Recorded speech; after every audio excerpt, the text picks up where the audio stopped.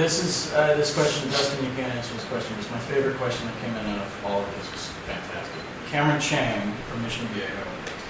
Why is Dustin such an amazing person? And how does it feel to be such a big influence on so many young people's lives? You can answer that part.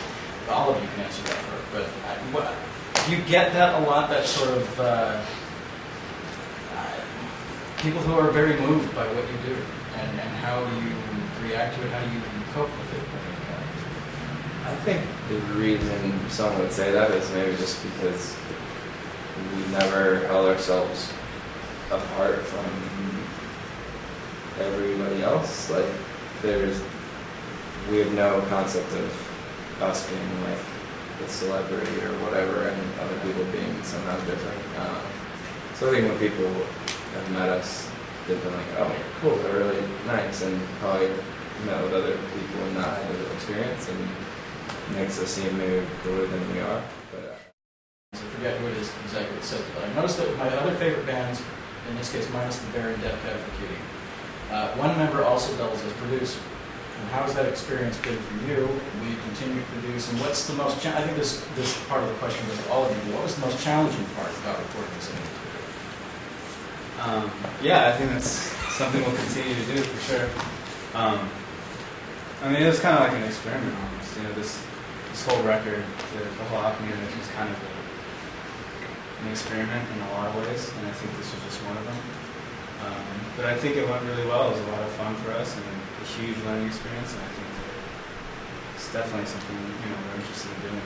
The hardest part of working without a producer was also kind of the most beneficial thing as well, because when you get into a situation where you're trying to decide on if a part is working or if some fill is working or a guitar line is working, when you're working with a producer, part of their purpose is so that you can turn to them and say, what do you think?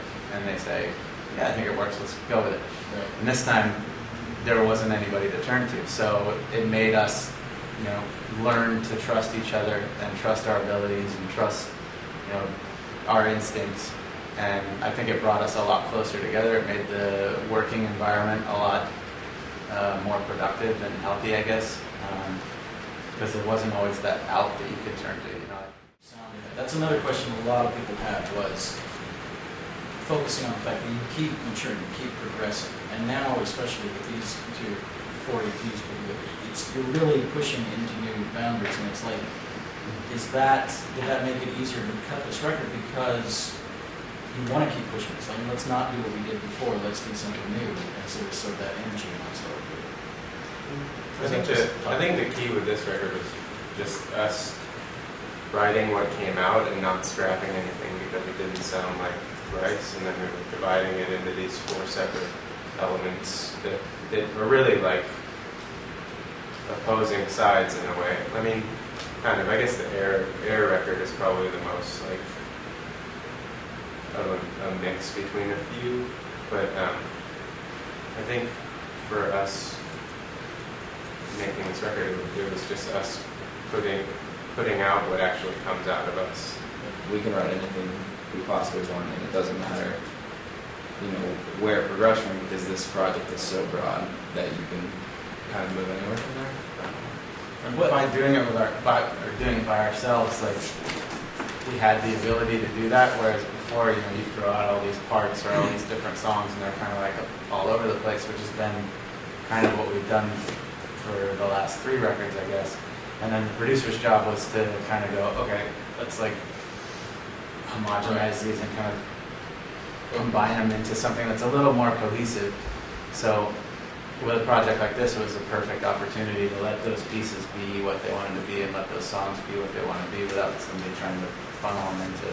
Yeah, I think that was key, is that we let the songs or the ideas kind of be exactly what they wanted to be, other than trying to kind of morph it into what Thrice is kind of supposed to be, or whatever. Right.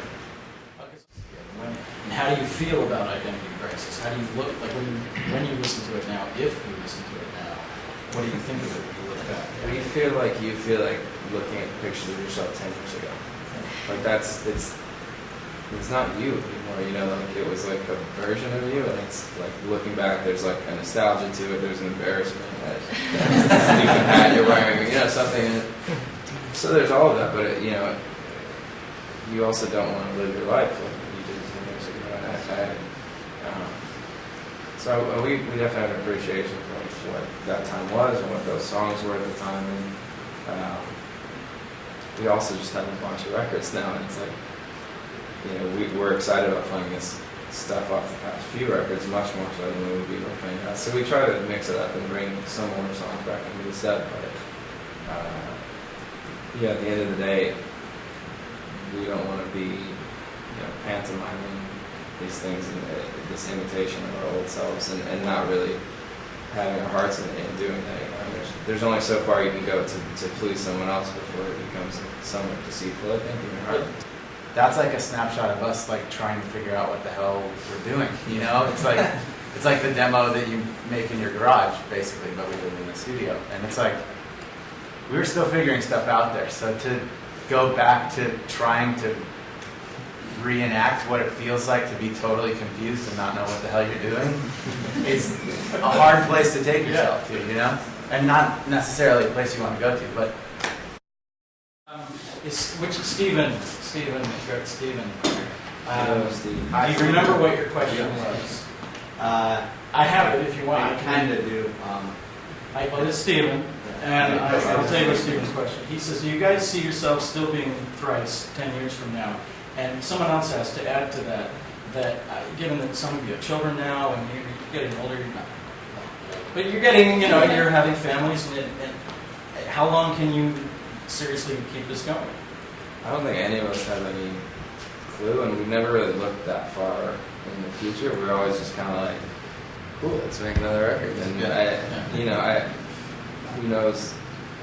But I think we all love making music together, and we're in a place that we're really happy with the music we're making, and able to do it ourselves, which is really cool. And so I guess we'll see.